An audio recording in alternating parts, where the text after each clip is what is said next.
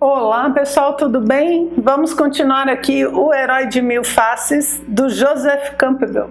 E nós estamos retornando, né? A gente está voltando da nossa aventura. Obviamente aquele que não ficou lá, né, na sua ilha encantada, onde viveu suas aventuras, a gente agora começa a retornar. E é interessante que ele fala de várias possibilidades dessa volta, e uma delas é a fuga mágica. É quando o herói tem que fugir, ele cumpriu com a sua missão, e ele tem que fugir logo para poder retornar. E ele fala que existem duas fugas, né, possíveis, uma onde os deuses ajudam, as potências ajudam, e outra onde elas não ajudam muito, né, onde é como se ele estivesse voltando sem o apoio daquela deusa doadora de vida. E aí ele normalmente sofre uma perseguição, que ele diz que é uma perseguição, inclusive, normalmente muito cômica. E no livro ele dá vários exemplos de fugas. Eu vou me concentrar no último tipo lá, que ele fala que é um mito grego. Mas ele comenta, antes de chegar nesse, que você tem essa fuga padrão, digamos assim, e você tem algumas variações, né? E ele dá os exemplos no livro, conta os mitos. Ele não interpreta, mas ele conta. Então os mitos que estão lá são exemplos da fuga que ele está dizendo que acontece, certo? Quando você for ler, para você pegar a ideia da estrutura ali do item, tá bom?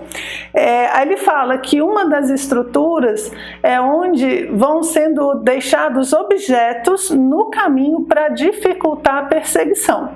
Então o herói vai fugindo e no meio do caminho, sei lá, uma árvore dificulta. Aí são esses elementos assim meio mágicos, né, que vão dificultando, tipo ajudando o herói. Outro modelo aí que você tem nos mitos é quando o herói vai caminhando e vai deixando coisas no meio do caminho. Ele dá um exemplo de um mito onde a menina está fugindo e aí ela joga um cabelo, né, um cabelo dela, e aí esse cabelo se transforma numa montanha de cabelos que a bruxa tem que cortar e tal. Aí depois ela joga um pente, né? Aqui eu fiquei até curiosa, só conheço essa partezinha que ele contou, né? Mas como os cabelos e tal normalmente tem a ver com formas mentais, pensamentos, fiquei até curiosa com a história.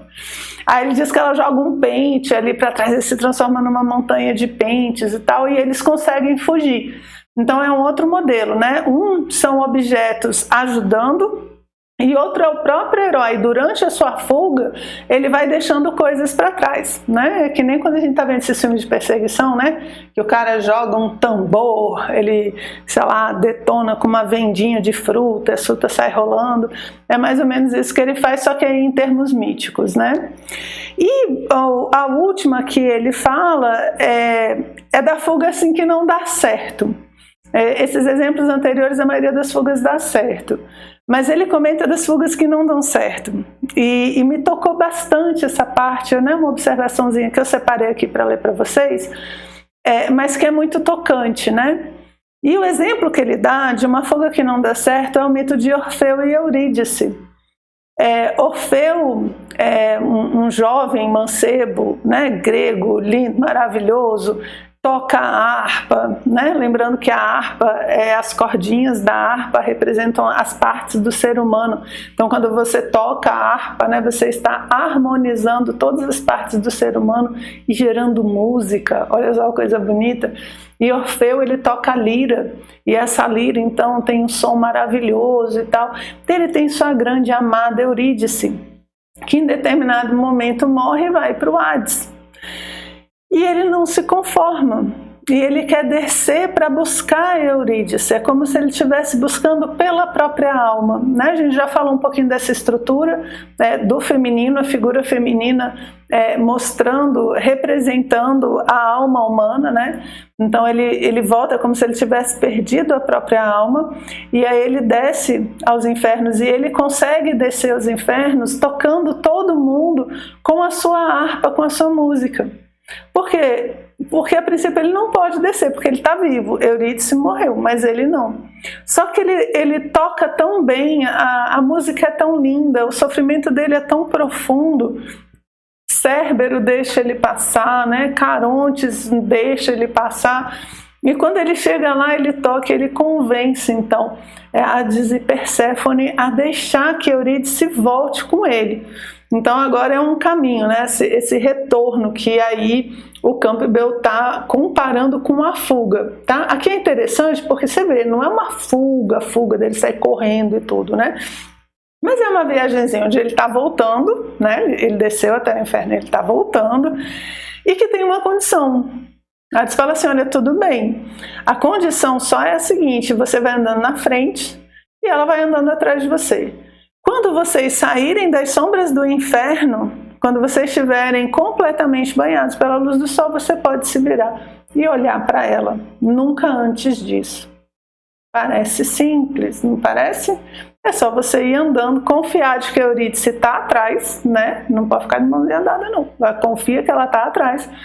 E quando você sair, aí você pode olhar para ela, você vai poder se unir. Por quê? Porque aqui no Hades não pode, porque você está vivo, ela está morta, esse negócio não vai funcionar, não. Então tem que ser lá fora. E ele topa, e ele vai indo, vai saindo dos infernos, né, do Hades e tal, até que ele sai, o Hades no caso é uma caverna, né? E aí quando ele sai dessa caverna que ele está banhado pela luz do sol, ele olha para trás. Só que Eurídice não está banhada pela luz do sol ainda, ela ainda está na sombra. E no momento em que ele olha para trás, na hora errada, né, um pouquinho antes do momento correto, ele olha para trás e perde Eurídice para sempre. Eurídice é sugada de volta, né, para o inferno porque Orfeu não conseguiu cumprir com a sua saga. E aí essa história tem vários tipos de final e todos eles, né, tem um que eu acho o mais trágico assim de todos, que a cabeça de Orfeu é cortada, jogada no rio e ele sai falando o nome dela.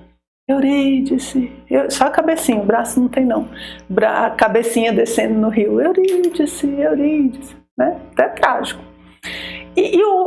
Por que eu escolhi essa parte, né, desse item? Porque ele faz uma observação muito interessante nesse erro de Orfeu, que é olhar para trás antes do tempo. Ele comenta que é sempre um erro, um detalhe, alguma coisa que a gente fez de errado que faz a gente perder, né, esse prêmio, no caso dele, como ele tinha com Eurídice. Ele coloca assim, ó. É sempre alguma pequena falha, algum sintoma leve mais crítico da fragilidade humana a causa da impossibilidade de um relacionamento franco entre os dois mundos. No caso aqui, o mundo dos vivos e dos mortos, né? Eurídice e Orfeu.